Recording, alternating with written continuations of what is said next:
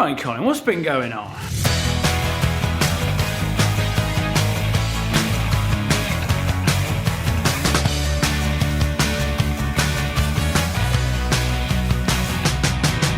Now I know this is not the video that you want. You want to see more dugout, you want to see more things constructed, and unfortunately that's not happened yet, but we are ready for it. The aluminium tracking is down on the top, ready for Tom to come and park his digger across. There is a muck away service which is going to come and collect some of the dirt for me. Very nice, thank you very much. So everything is all ready for the next part. Now I've not been down here doing it, of course, because the weather has been terrible. I've gone off and I've done a little side project off in the barn. However, that small project has grown to be absolutely massive. It's not quite finished yet, but it's not far off. I've also got Maker Central coming up this month, so there's a lot going on before we actually come back here. But things have happened, which I can now talk about, which is also very good. You've got a lot of questions. I've wrote a lot of things down for me to answer. So, well, I better answer them then, haven't I? Okay, first question I actually need your assistance in. Everyone is asking that they want to have some rock samples, but it appears I can't ship rock and soil samples. I certainly can't ship them abroad. I might not even be able to ship them in the UK.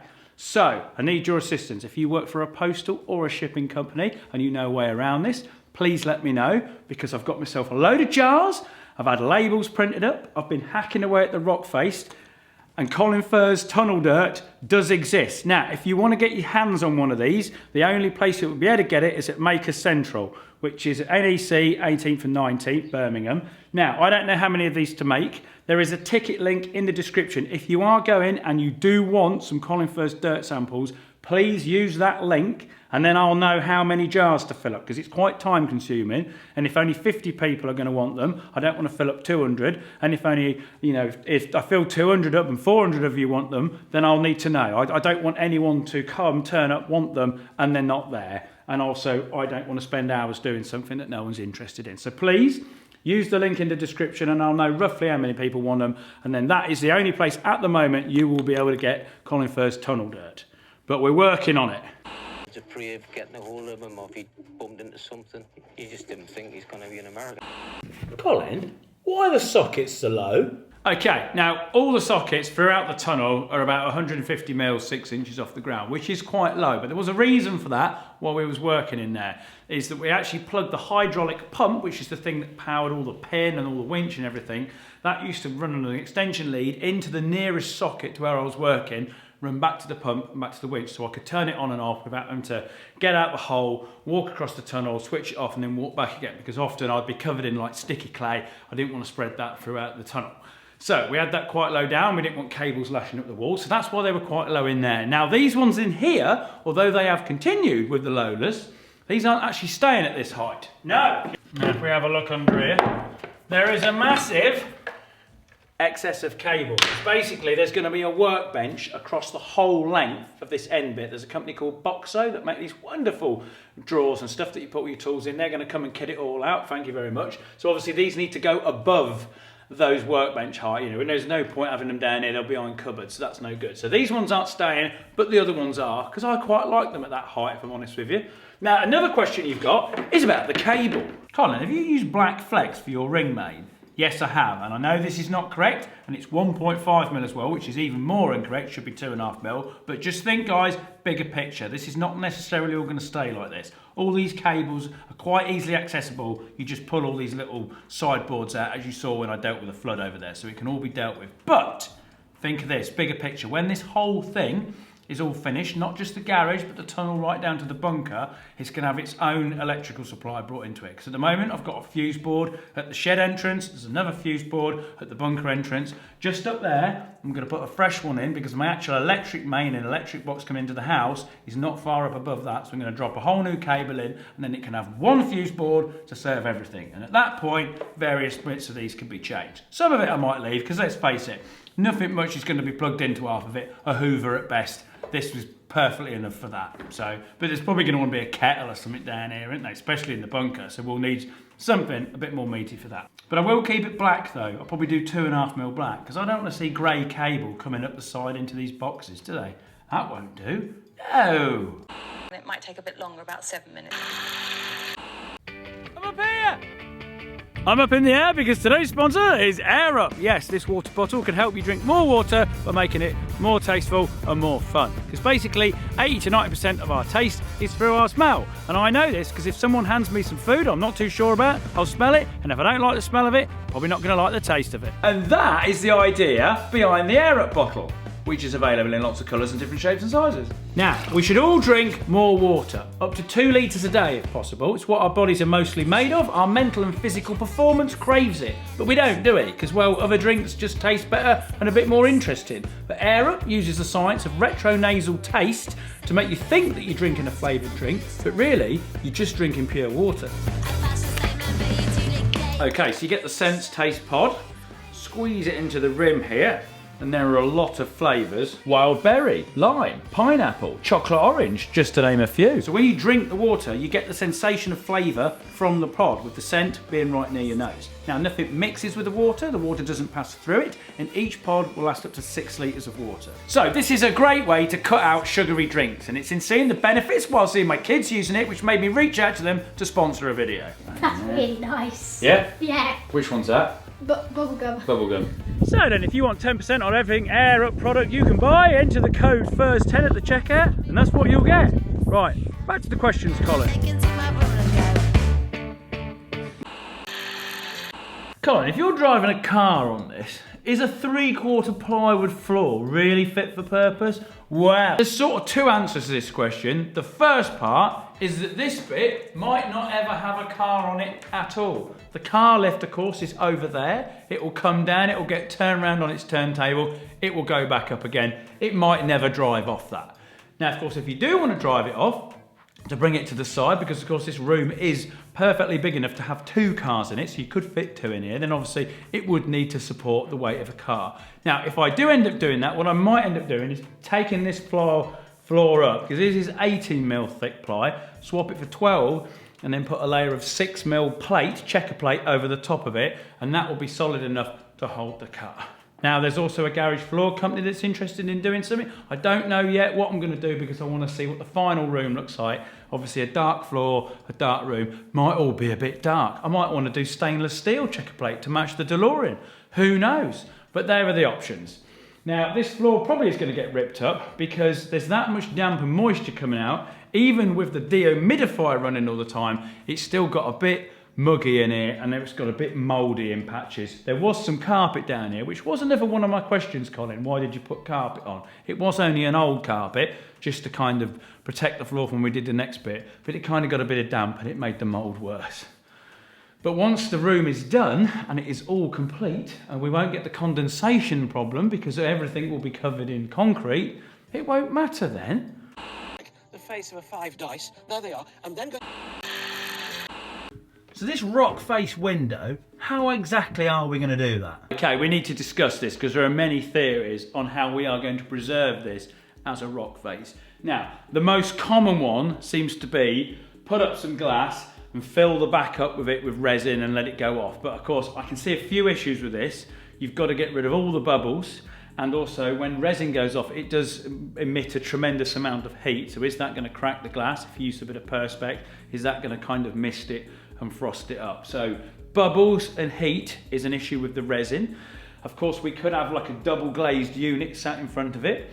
Is it going to want ventilation behind it and at the top? So does it have low level ventilation coming in to kind of vent past it, and then high level ventilation going up to atmosphere at the top? I don't know. Is that going to have any issues on the room with bringing moisture in? Because obviously I know from all this being exposed how much moisture comes out of this rock face, tries to get in the room. So I don't really want that to happen. I don't want there to be any connection between the rock face and the room. I'd like it to be sealed off, but of course therein lies the problem with the condensation potentially.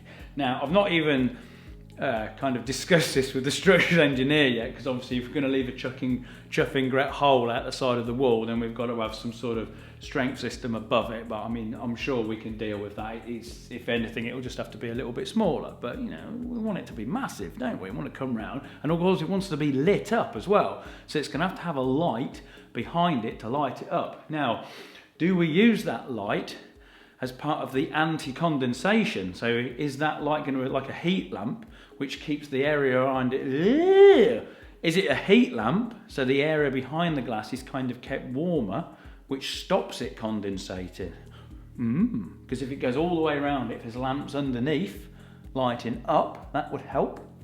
So there you go. That's kind of, after I mentioned it, there was a lot of comments on this, and they are the top solutions. But if anybody else has any other suggestions as how we can preserve this rock face, because the other one, of course, was to just rebuild it, like make an alcove and rebuild it and then have something in front of it. But you're never going to be able to rebuild that, because this is, you can't cut it off. As soon as you crumble it away, you can't put it back what it is, or else it's just going to be a stone brick wall. Anyway, we've got a little time to think about that, because that's right over there. There's a lot of work going to happen before we get to this problem, but I know you guys like thinking of these things. Now, if you want to see this model, I am taking it to Maker Central, so you can see firsthand how big everything's going to be. Can you fly, Bobby? Clarence, no! Why don't you fit a sump pump? Now, it's not a bad idea, because obviously when all this flooded, I'll have to lift it all up, and it was all water creeping underneath it. That was the comment I read the most. You should have a low point and a sump point. And somebody also pointed out I could probably put moisture sensors like underneath the floorboard, so if that ever happens again, I get an early warning rather than me just lifting a bit up and going, oh, there's a load of water, or me looking in here and going, that's wet, that shouldn't be wet. But if we look at the model, we can see where we could potentially put one of these sump pumps. Righty ho, the next bit we dig is going to be deeper, because it has to take the car ramp bit, which comes down and sinks into the floor. So of course having a deeper bit of floor is not a bad place for a sump pump. But ideally it would want to sit in a little deeper chamber than that, because obviously they have float switches and stuff on them, so it's probably not going to be triggered until it's like 6 inches deep. This whole bit with 6 inches of water in it is already a catastrophe. So we'll probably put a little box somewhere underneath the car probably, where it can sit, and then the pipe, because obviously it needs to pump it somewhere, will go out of a vent, which is also going to sit under there, because obviously having cars in an underground room, fumes and whatnot, they'll all sink to the ground, they need to be able to be drawn out. So there's going to be a low level vent right underneath the car, which will go out to atmosphere. There's a high level vent up here, which has already been put in. Probably a fan in front of the low level one, which is activated when the car lift is activated. So every time the car comes down, the fan will run for X amount of time, suck all the fumes out and push it all out. And then we can probably have the exit pipe to a sump pump going up there as well. Beautiful. It's kind of already in the making. Yeah. Also, thank you to everyone that emailed about getting the 1 in 10 scale DeLorean. I've had many offers. If I haven't got back to you, I will do in time. There was quite a lot of you. Some people are offering to 3D print them, some people that know of models, various other things. There's even channels that do model making. So I think what we could do would be good fun, is to get everyone that's offered one in some sort to do it, and then we'll have loads of them and we'll just have a pile of 1 in 10 scale DeLoreans everywhere. That would be awesome. Now, I noticed there was still a few comments asking, Colin, you've got a solid roof, how do you get the car in and out? Where's the car come down? Just remember, guys, the car doesn't come down here. On the model, I am stood here, and the car comes down over there. There is more to be dug out. Yep. Now, the one thing I like about you guys is you don't miss anything, dear, and you notice stuff. Now, when I was putting this rebar in, I was at pains to say it couldn't touch any of the steel work, because you want it to be completely isolated from any electrolytic corrosion. But of course, some of you pointed out, Colin, you've got this mesh round here, which you stabbed it through, and quite rightly, in places, it is touching that, and of course that is touching this. Now, what will happen, once this rock is all disappearing soon, I'll be able to get stood in front of it, I'll run the grinder down the outside of it because it sticks out a little bit, and then I'll just stick the crowbar or something behind it and just pop it all off, because it's not actually welded to this rebar, it's just there to hold the concrete back, but it's kind of barely in it, and you should just be able to pull it out. If I can't pull it out, I shall just cut the bits out around the rebar. When I do the next bit, I might not use the mesh, I might do like I've done up here and use a bit of plywood, and over there I actually use the Celotex, and to be fair, it wasn't too bad. In the tunnel it was a bit pokey and difficult, and the mesh was good, but I got a bit more room here. Do me a favour, don't disturb my friend, he's dead tired. Why don't you paint the walls? Well, of course, there's two sides to this. There's the other side, which is exposed to the concrete, and then there's inside the room.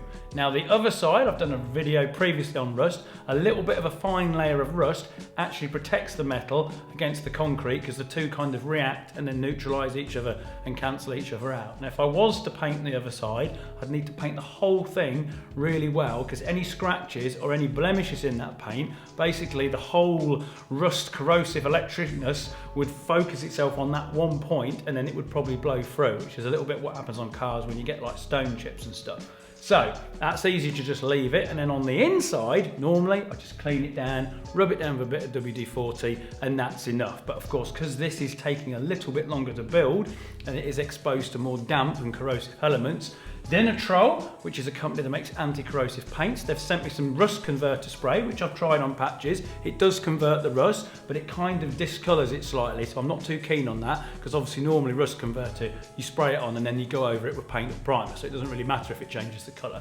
So they've sent me this test sample of wax, which I've sprayed on here, I've rubbed it in. It's pretty good. We've retained the mill scale finish. It's not sticky and it's not tacky and it's not too shiny. I like it. And also let's have a big shout out for Barrett Steel, Newark Steel Group, which are supplying the steel for this whole project. I feel I should mention them again. They're saving me a lot of money. If you want some steel, go and use them. So where's Rick gone? Well, look no further, Colin. I've made you a wafter.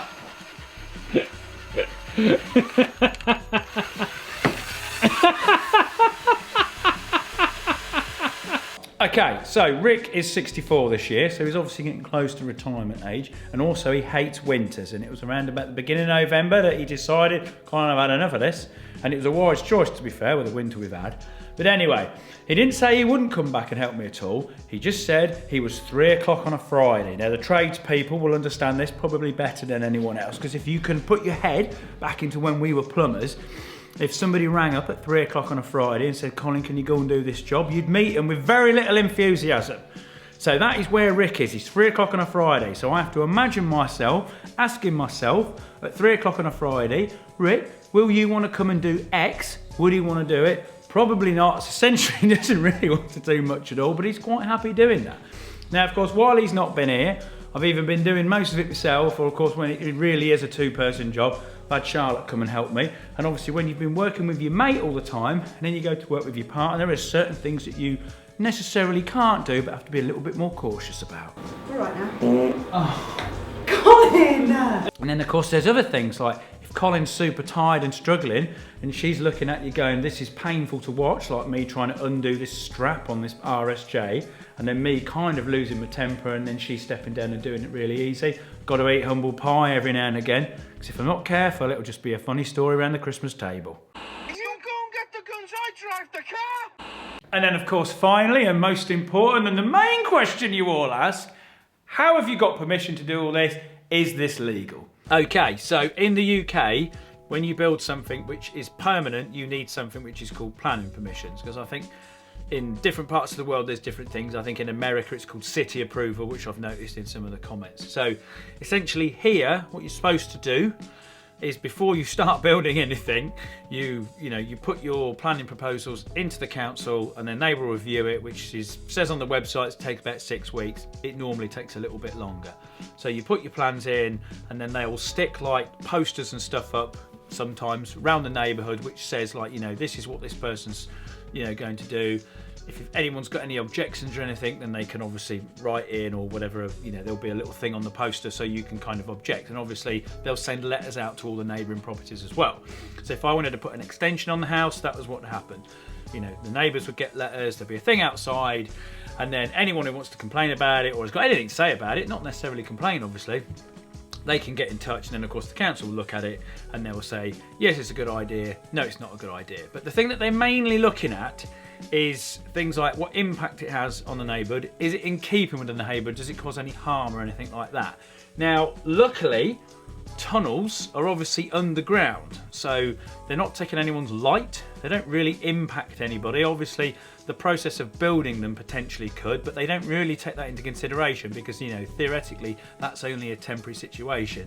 We've all had neighbours that have done alterations to their houses, and you might hear the hammer drills and stuff going all day, but fingers crossed, that's not going to last forever. It's only going to be a matter of weeks or months, and then it's all done with. So, when I did the bunker, because that was the first thing I ever did, I was going to put in planning permission beforehand, but Sky, who actually sponsored that, never actually signed that project off until the week before I was going to start. So it kind of got put in literally as we began it, and of course with the whole 6-week thing, we nearly finished it by the time I'd come out and actually had a look at it. Now with tunnel, I didn't ask for permission because it was a secret tunnel, and I was like, I can't, you know, I don't want to raise the alarm on here because obviously digging, you know, underneath your house and stuff and things like that, I generally wanted it to be a secret. I didn't want to alarm the neighbourhood, and obviously putting in permission before and getting all the letters sent out and the things stuck outside on the lamp, you know, the posters put outside, but we don't want that. It's a secret tunnel, so I never bothered, and I just left it. And obviously had there not been any YouTube videos, they probably wouldn't have come round at all. But it was till about YouTube video 6 that somebody at the council saw it, and then I got a phone call or a letter, I can't remember now. And then the guy came out to have a look, and he literally come round at the worst possible time. We'd just spoken through up into the kitchen, like there was nothing underneath it, so there was no steel structure or anything. It was just a gaping hole, and then you could look up, see the house foundations, and I thought, oh my God, this is the worst time for anyone to come out, because this is the moment where this project looks like the craziest ever, you know, as you're digging under the house. But he came out, he had a look at it, you know, it was really good. And to be fair, the council have been absolutely fantastic with everything I've done. They've kind of said, like, you know, you should give us a bit more warning sort of thing, but they've always been really good. So, you know, that's all good. Now then, the garage. This is obviously at the front of the house, and is a lot bigger construction in terms of its size, because it's going to be bigger than the bunker. And I thought to myself, I should probably ask permission for this beforehand, shouldn't I? Because, you know, we're working at the front. It kind of felt a little bit different that I was at front, because it was like I was doing it in more public, whereas the tunnel and the bunker have, you know, they've kind of been behind closed doors. People don't know what I'm doing, and it just felt like a little bit more stealth, whereas this is right out on the front. So I went to kind of do it beforehand, and I sat there on my laptop, and I was just like, this don't feel right. I can't do this. I just couldn't do it. Couldn't ask for permission. I thought, no, this is not the first way. So I was just, I sod it. Let's just start doing it, see what happens. Now, I do not endorse this method at all, because, of course, with the tunnel and anything, if they'd have come out and said, no, Colin, you can't do this, then you would have to take it out or fill it in or whatever. I don't know. The council do have power. They have the power to be able to do that. Now then, with everything, you have to have drawings done. So I got Tim, my guy who did the drawings for the bunker and the tunnel. He came out and did some more drawings. And the best thing about this time, because I said to him, I said, Tim, remember your last drawings? We made a wonderful poster, didn't we, called Keep On Digging, and you guys absolutely loved it. I did signed versions. I had to sign so many of them, it took me ages. Well, of course, when this is finished, we're going to do that again, because that was a massive hit. And I said to him, when you're doing these drawings, think of the poster. So he's only gone and put the DeLorean on the drawings, hasn't he? What a master. So here we have all the various drawings which you had to put in for the planning application. So you've got, like, you know, top views, you've got side views, you've got where it sits within the property. Do you know what I mean? All bits and bobs. Now, there isn't many technical specifications in this. There's just the room sizes and things like that. There isn't any structural calculations or anything, because like I said, the planning permission people, they're not bothered whether it's safe or not. They just bothered how big it is, what's it going to look like, should it be there. So we've got all these fantastic drawings all ready. But of course, I never told him about it, did I? No, because Colin's a weirdo rogue. And it weren't till, I think somebody moaned about the path, because obviously when Tom was digging it, he kind of rooked the path up a little bit, but the path will all get relaid because the curb needs dropping, so that whole lot will get re-tarmac, so I wasn't too fussed about that. But anyway, someone moaned that I broke the path up. Some dude from the council came out to have a look at the path, knocked on the door, and said, oh, I've come to because apparently there's a complaint about the path. He didn't actually think the path was that bad, which is kind of funny. And if you live in the UK and know the state of the roads and everything at the moment, well, maybe there's a little hint there as to why they're so bad. But anyway, so I obviously thought he knew about everything, because he knocked on the door, and then he was like, I've come about the path and everything, but I don't have any planning application for any of this. And obviously he was just looking at the tarp and stuff on the drive. And then I said, oh yeah, it was just when Tom dug the hole, you know, this will all get redone when we drop the curb. And then he was like, what hole? And I was like, damn, he never knew. But anyway, I thought, well, they're going to find out at some point anyway. So I took him down the bunker first, and obviously that had planning permission. So that's a win. I took him down that. This has got planning permission. Oh, brilliant. And then I took him in the tunnels, of course. Has this got planning permission? Yeah, this is all signed. It's got planning permission. And of course, took him in the new bit. And all of a sudden, that feels like not so much of a big error, I suppose, does it? Because, you know, the two things he's already been in have all got planning permission and everything. Anyway, of course, he said, you know, you've got to put planning permission in. And that kind of started the catalyst off of me having to do everything. So then I put it in. And it's only recently that it's actually been approved, which is very good. One of the concerns that they had mainly was not the gaping hole in the drive. There's seemed to be fine with that. Was the tree roots of the tree next to the thingy, because obviously councils and stuff do their utmost best, you know, to maintain trees and wildlife, so that's a good thing. So they were worried about the trees, so I had to dig a little test trench to see if there was any roots or anything, so when we drop the curb, is, you know, are we going to damage the tree roots? Luckily enough, there was no tree roots. And then obviously drainage, because there was a rule or something come up ages ago, because loads of people in the UK started having all their drives like block paved and stuff, and then of course when it absolutely is hit down with rain, then the water's got nowhere to go. Whereas beforehand, when it was all lawns and gravel, of course, it was porous, it could soak through it. So obviously they're asking about the drainage, but we're probably going to have a soak away put in the back garden. I've got my other little spouts that go down to holes and stuff. I'm probably going to use them as like overflow system. So if anything else, it really hammers it down, it's got somewhere else to go. But there'll be a new thing in the back garden. So that's what they were mainly concerned about. That's all good. It has been passed. I was nervous at one point that it wasn't going to get passed. And then I thought, like, well, if it doesn't get passed, this one's a harder one to deal with because it's bigger and I don't want to fill it in. And then what do I do? I've got a tunnel that goes to nowhere at the front. But anyway, so that is how you play life of the skin of your teeth. Very risky, people, very risky. The actual cost of the planning application is not that much. I think it's about 350 quid. So now, of course, the other side of this is the structural engineer who's actually do all the calculations and stuff. Because, you know, when I first started, that was when I looked at it and thought, this thing's quite big. Colin, I think you need somebody to double check. And obviously with him being involved, the rebar and everything is all being done properly and stuff. So the structural engineer has done all sorts of drawings. So his... they don't have the actual calculations on them. They're a bit more specific, and they give you these blooming rebar drawings, which, to be fair, they don't look that obvious to what they're supposed to be. They've got little arrows and stuff pointing everywhere, but I've sort of learned how to read them now. So he's given me them. I've not printed them out. I'll put them on screen, sort of thing, because they're more digital. And there we are. So stand by, people. There will be another poster at the end of this, because this all looks absolutely fantastic. But yes, it got planning permission. It's not illegal.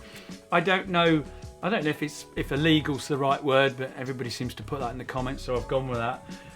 So yeah, so that's why I never answer. We're never asked, you know, how do you get permission for this? Most of the time I don't answer that question because I haven't got permission for it. Yeah, and like I said before, do not copy me in that sense. It's much safer to get it before, but I am also a ask for forgiveness guy rather than permission. And I sometimes think as well, if you do start something, if somebody can't imagine it as well as you can, are they imagining the same thing? Because that's always been my worry, is if I'd have, like, especially with a tunnel, if I'd have said to someone, I'm going to dig a tunnel under the house, it's the same when I talk to people about the bunker. Whenever I say I've got a bunker in my back garden, everybody thinks of a little dingy, damp, like concrete room that looks like something out of Saw, and then when they come in and it's like lights, it's got carpet and it's quite big, they're like, oh, I didn't think it was going to be like this. This is amazing.